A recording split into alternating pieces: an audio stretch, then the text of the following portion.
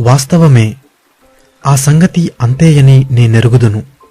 నరుడు దేవుని దృష్టికి ఎట్లు నిర్దోషియగును. ఆ మహావివేకి, అధిక బలసంపన్నుడు, ఆయనతో పోరాడ తెగించి హాని నొందని వాడెవడు? వాటికి తెలియకుండా పర్వతములను తీసివేయువాడు ఆయనే. ఉగ్రత కలిగి వాటిని బోర్లదోయువాడు ఆయనే. భూమిని దాని స్థలములో నుండి కదిలించువాడు ఆయనే. దాని స్తంభములు అదరజేయువాడు ఆయనే.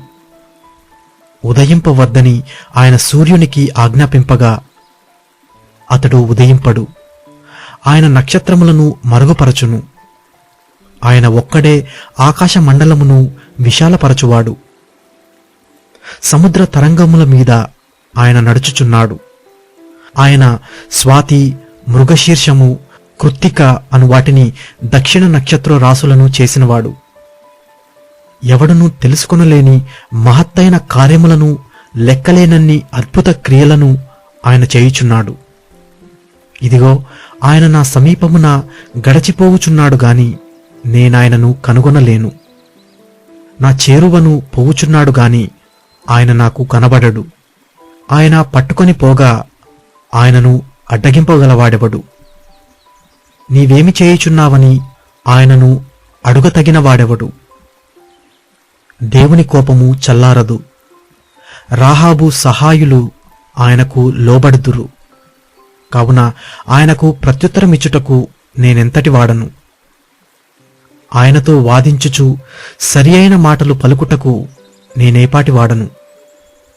నేను నిర్దోషినయ్యుండినను ఆయనకు ప్రత్యుత్తరము చెప్పజాలను.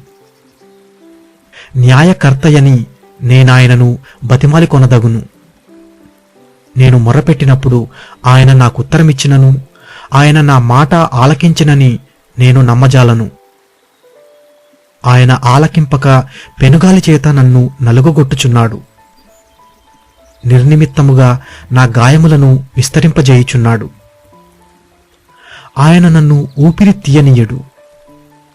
చేదైన వాటిని నాకు తినిపించును. బలవంతుల శక్తిని గూర్చి వాదము కలుగగా నేనేయున్నానని ఆయన యనును. న్యాయ విధిని గూర్చి వాదము కలుగగా ప్రతివాదిగా నుండ తెగించువాడెవడని ఆయన యనును. నా వ్యాజ్యము న్యాయమైనను నా మాటలు నా మీద నేరము మోపును. నేను యథార్థవంతుడనైనను దోషి అని ఆయన నన్ను నిరూపించును. నేను యథార్థవంతుడనైనను నా యందు నాకిష్టము లేదు. నేను నా ప్రాణము తృణీకరించుచున్నాను. ఏమి చేసినను ఒక్కటే. కావున యథార్థవంతులనేమి దుష్టులనేమి భేదము లేకుండా ఆయన అందరినీ నశింపజేయుచున్నాడని నేను వాదించుచున్నాను. సమూల ధ్వంసము ఆకస్మికముగా కలిగి నాశనము చేయగా నిర్దోషుల ఆపదను చూచి ఆయన హాస్యము చేయును. భూమి దుష్టుల చేతికి అప్పగింపబడియున్నది.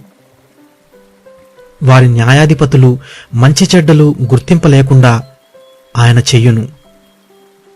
ఆయనగాక ఇవి అన్నియు జరిగించువాడు మరి ఎవడు? పరుగు మీద పోవువాని కంటే నా దినములు త్వరగా గతించుచున్నవి. క్షేమము లేకయే అవి గతించిపోవుచున్నవి. రెల్లు పడవలు దాటిపోవునట్లు అవి జరిగిపోవును.